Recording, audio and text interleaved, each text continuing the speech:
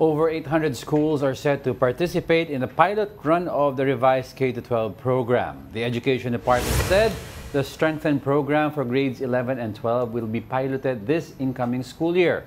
Now, one of the key features is the reduction of core subjects from the 15 being offered per semester to just 5 that will be offered for a full year in grade 11.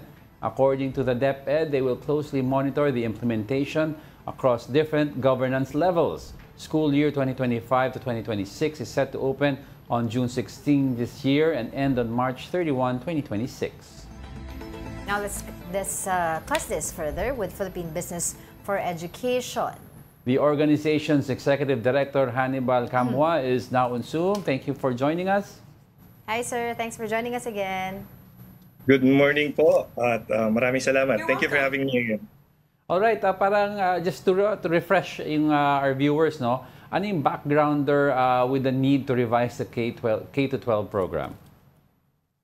Well, sir, number one, the need to revise the K-12 program is actually coming off from recommendations as well from consultation done by the government, particularly through EDCOM2. And doon nakita po, and it was found out in the consultations, one of the main findings was actually the lack of industry immersion hours. That's right.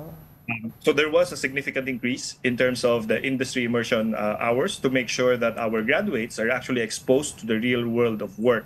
So that's one of the revisions that was actually done in the revised K-12 or in the revised senior high school curriculum. Another as well is it has been it was found out that the curriculum of the senior high school was actually very crowded. So in terms of the number of subjects and also the core subjects, so they reduced it significantly. Also to align with what is actually in the global standards. All these revisions are actually, we're seeing it as the Department of Education's way to make sure that K-12 actually fulfills its promise na you don't have to go to college to have or to be viable for employment.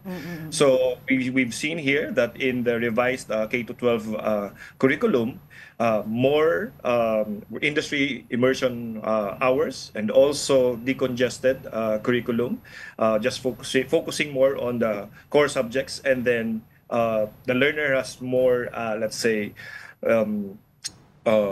decision making to choose which electives he or she can get. Dagdagan ko lang yan before I go to yun. You were mentioning kasi, which was, I've heard this before, about the hours, the lack of actual immersion hours, no? Do you think by addressing this issue, by giving them experience with immersion hours sa industry, will provide them the necessary, yung competitiveness against those who have actual experience? Because ang reason ng ibang kumpanya is we want to hire somebody who has actual industry experience. Now, by addressing this with immersion hours, do you think mag-i-improve ang employability ng mga students?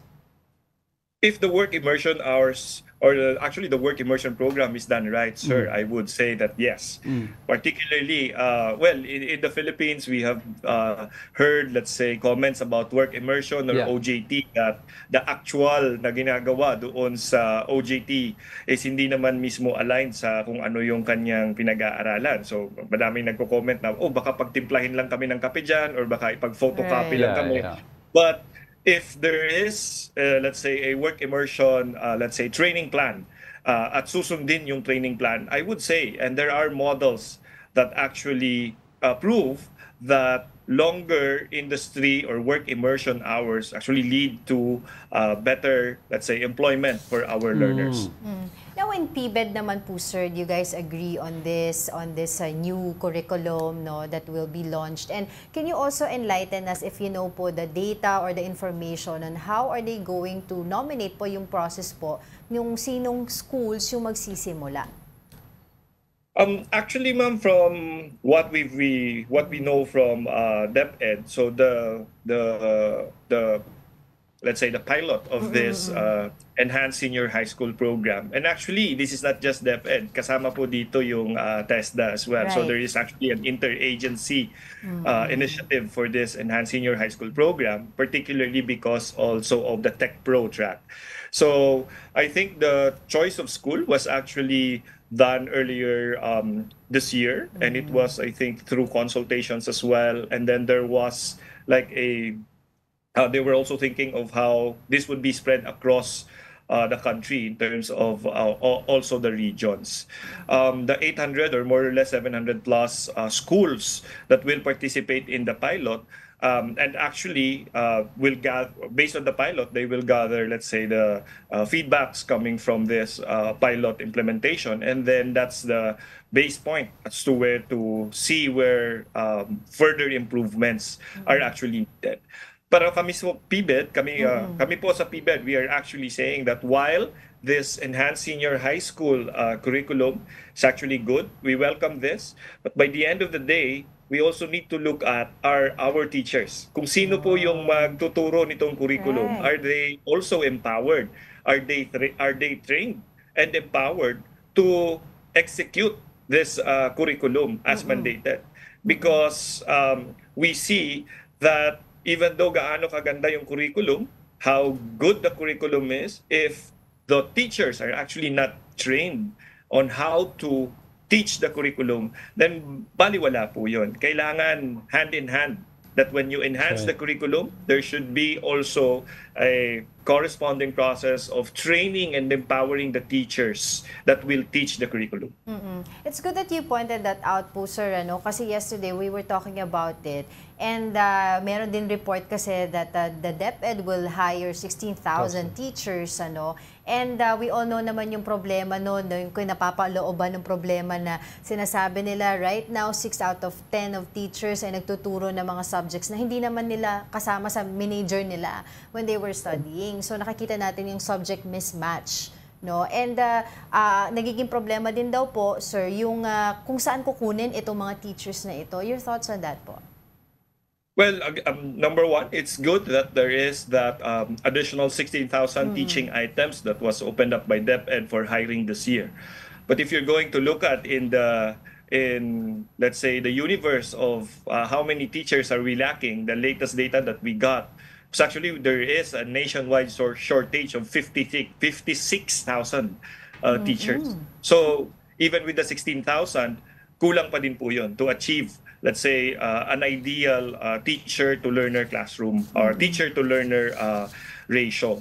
But again, it is a conscious effort by the DepEd, and so we welcome that. It's a conscious effort by DepEd to at least augment, no, at may address itong problema sa teachers. So in terms naman of and that actually is nagsasanga-sanga yung problema on the shortage of teachers.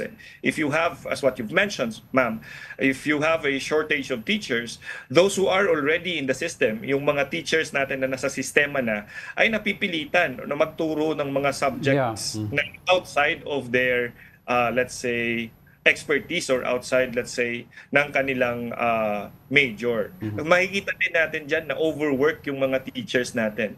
As evidence po from the EDCOM 2 report, 42% of our teachers spend over 50 hours a week working. No? So, more than 50 hours a week is, we would say, makikita natin na overwork yung ating mga teachers. And that actually stems as well from the fact that there is really that shortage of teachers. More than that, may shifting pa, which is actually, again, compounding because may shortage of teachers, may shortage of classrooms, and therefore, merong mga schools na nagkakaroon ng shifting. That's right. On the naman of the supply, on the part naman of the supply of teachers, kung saan kukunin yan, maganda na na-mention mo yan, ma'am, because there are actually teacher education institutions that are centers of excellence. So dapat kailangan tingnan natin kung ano yung yung mga schools na nagpo-produce ng quality teachers, board top-notchers,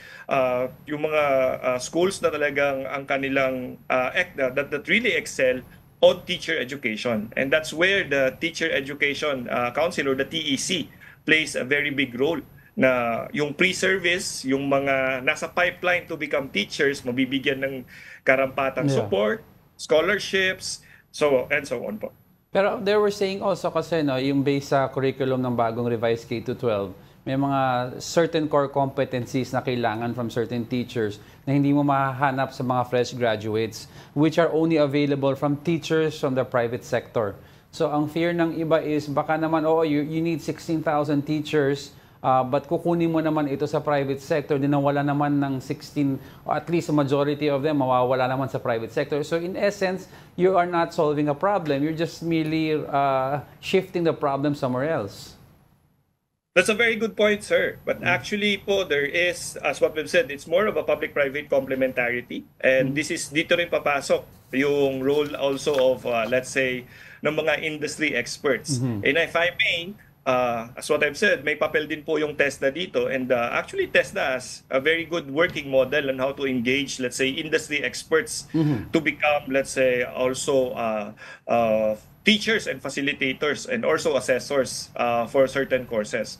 So maganda po yan. And I think there are, as you are correct, there are certain core courses and competencies na yung private sector or yung mga tao talaga, experts on the industry, yung magaling dapat magturo niyan. And I think based on the principle of public-private complementarity, it can be addressed that, let's say, a certain time of the industry expert can be allotted to supervising or training yung mga nag-work immersion sa kanilang mga companies. So I think there is a working model with that, and it's really more on the implementation and application of that model.